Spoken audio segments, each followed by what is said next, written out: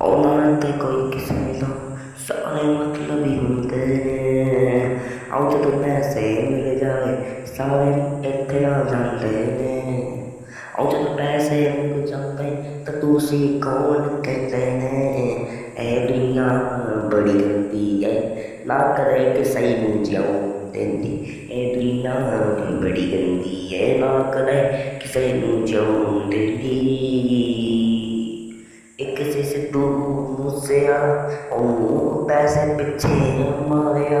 ਉਹਦਾ ਪਿਓ ਕਹਿੰਦਾ ਕਿ ਮੈਂ ਇੰਨੇ ਪੈਸੇ ਦੂੰ ਬਸ ਮੇਰਾ ਪੁੱਤ ਵਾਪਸ ਦੇ ਦਿਓ ਜੀ, ਮੇਰਾ ਪੁੱਤ ਵਾਪਸ ਦੇ ਦਿਓ ਜੀ।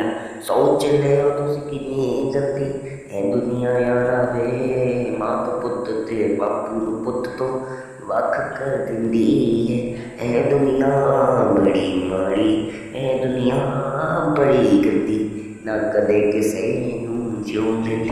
ਇਹ ਦੁਨੀਆ ਬੜੀ ਗੰਦੀ ਨਾ ਕਦੇ ਕਿਸੇ ਨੂੰ ਜਿਉਣ ਦਿੰਦੀ।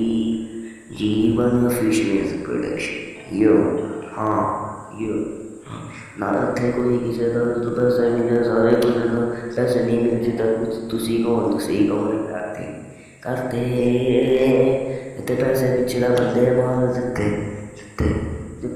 ਯੋ ये दुनिया का बड़ी गंदी दुनिया का बड़ी माड़िया ना थे कोई किसे दा यारा इतने ना कोई किसे दा यारा। जब पैसे मिलते जाए तो सारे पूछते आओ दुनिया का बड़ी गंदी। यो दुनिया का